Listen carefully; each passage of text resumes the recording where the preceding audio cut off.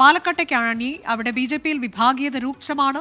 നഗരസഭാ അധ്യക്ഷയെയും ഉപാധ്യക്ഷനെയും അറിയിക്കാതെ സംസ്ഥാന വൈസ് പ്രസിഡന്റ് സി കൃഷ്ണകുമാറിന്റെ നേതൃത്വത്തിൽ വിവിധ പദ്ധതികൾ ഉദ്ഘാടനം ചെയ്തു. പാർട്ടി സംസ്ഥാന പ്രസിഡന്റിന് നഗരസഭാ ചെയർപേഴ്സൺ പ്രമീള ശശിധരൻ പരാതി നൽകിയിട്ടുണ്ട് എന്ന വാർത്ത കൂടി വരുന്നു. ആയിഷത്തുൽ ഷംന വിവരങ്ങളുമായി. ഷംന, കഴിഞ്ഞ കുറച്ച് കാലമായി അവിടെ വിഭാഗീയത രൂക്ഷമാണെന്ന് നമുക്കറിയാം. ഇപ്പോൾ പ്രത്യക്ഷത്തിൽ തന്നെ അത് മറ്റൊരു രീതിയിൽ കൂടി പുറത്തേക്ക് വന്നിരിക്കുകയാണോ?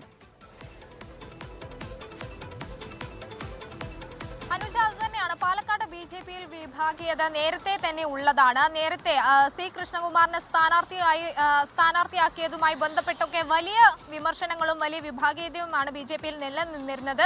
അന്ന് RSS നേതൃത്വം ഇടപെട്ടാണ് പ്രശ്നങ്ങൾ പരിഹരിച്ചത്. ഇപ്പോൾ വീണ്ടും അതേ വിഭാഗീയത ഈ തെരഞ്ഞെടുപ്പ് അടുക്കാനിരിക്കെ രൂക്ഷമാവുകയാണ്.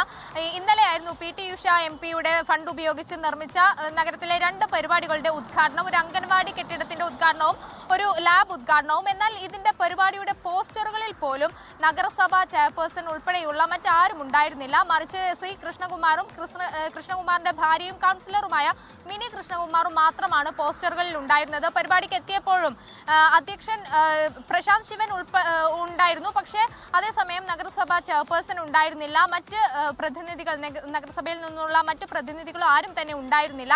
ഇതോടുകൂടിയാണ് തെരഞ്ഞെടുപ്പ് അടുക്കാനിരിക്കെ ഈ സി കൃഷ്ണകുമാർ മേൽക്കൈ നേടാനുള്ള ഒരു ശ്രമം നടത്തുന്നു, മനഃപൂർവ്വമായി ചില വിഷയങ്ങൾ ഉണ്ടാക്കിയെടുക്കുന്നു എന്ന തരത്തിലുള്ള ഒരു ആരോപണം ഉയർന്നത്, വിമർശനങ്ങൾ ഉയർന്നത്. ഇതിന് പിന്നാലെ തന്നെ ചെയർപേഴ്സൺ പരാതി നൽകിയിട്ടുണ്ട് ഇപ്പോൾ സംസ്ഥാന നേതൃത്വത്തിന്.